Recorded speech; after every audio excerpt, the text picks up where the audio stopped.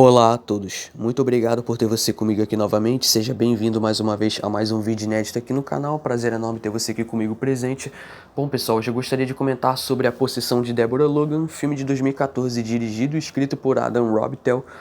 É um filme de terror no estilo found footage acabou abrindo um subgênero dentro do gênero terror. Confesso que eu não sou muito fã desse estilo, porém acredito que esse filme aqui ele consegue entregar uma boa opção de entretenimento e é um dos que se destacam, ao meu ver, por ser um filme pé no chão. E tem como foco de abordagem a degeneração, né, da mente e do corpo, que na visão aqui do diretor é uma das coisas mais assustadoras que um ser humano pode enfrentar. Então o diretor, o Adam Robitel, quis explorar a linha tênue entre os sintomas reais do mal de Alzheimer e algo muito mais sinistro que já puxa para o lado do sobrenatural.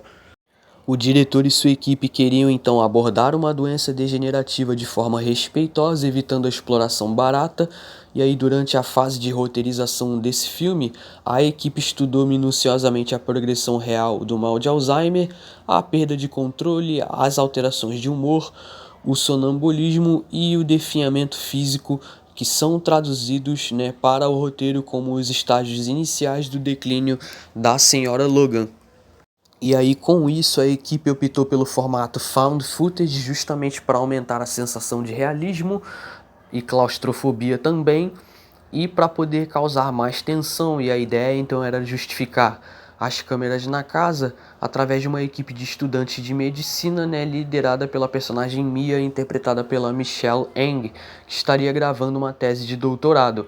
A partir desse ponto, então, o roteiro é desenvolvido para lentamente transformar o que seria um documentário médico pacato, pois o filme tem esse clima de documentário, né, acaba transformando então em um terror visceral com uma lenda de possessão, né, envolvendo também um culto macabro. O filme foi lançado em outubro de 2014, né? Tinha sido disponibilizado para ser comprado digitalmente na iTunes ou na Amazon. E aí, em novembro de 2014, ele saiu no formato de vídeo por demanda e também acabou ganhando versões em Blu-ray e DVD pela Millennium Entertainment. Ele teve uma exibição limitada em alguns países depois, como Rússia, Peru e Holanda, mas não teve uma grande estreia em circuito comercial grande. O próprio diretor, o Adam Robitel, ele afirma que o filme ele não foi bem recebido numa sessão de teste, né? E aí com isso, né, o filme foi posicionado diretamente para Netflix, fez sucesso no streaming, teve um orçamento de 1,5 milhão, acabou tendo uma arrecadação bem fraca, 407 mil, né, deu um certo prejuízo, e aí por isso, né, ficou famoso justamente por conta da Netflix, tá? Mia, interpretada por Michelle Ang, finalmente encontrou o tema perfeito para o filme de sua tese de doutorado sobre o mal de Alzheimer.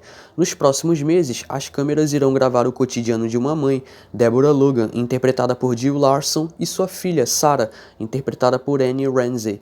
Conforme os dias progridem, porém, coisas estranhas começam a acontecer em torno de Deborah, incompatíveis com quaisquer conclusões sobre a doença.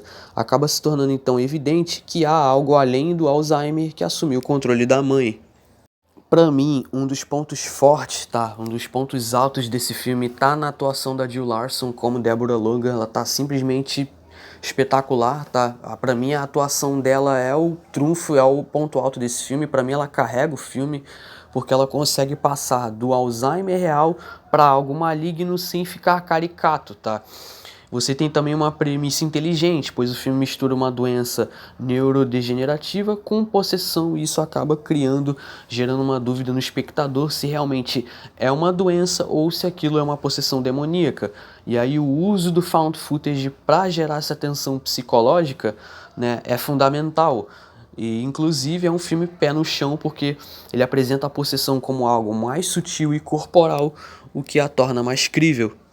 Então, o primeiro ato, você tem um pouco do desenvolvimento entre a relação, né, da Débora com a sua filha, a Sarah, né? Então, nos primeiros minutos, o filme tenta te ambientar na história, tenta fazer você conhecer um pouco da protagonista, e aí, com isso, do segundo ato para frente, você tem o desenvolvimento, né, de certos acontecimentos também, tá?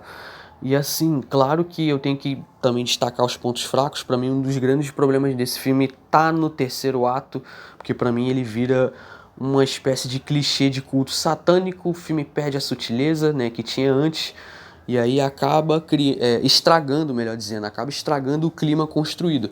O filme tem 50 minutos, então, de construção, né, de uma tensão psicológica, né, envolvendo ali a vulnerabilidade da personagem, também a dúvida do que realmente está acontecendo, se é um Alzheimer ou se aquilo realmente é uma possessão, tá?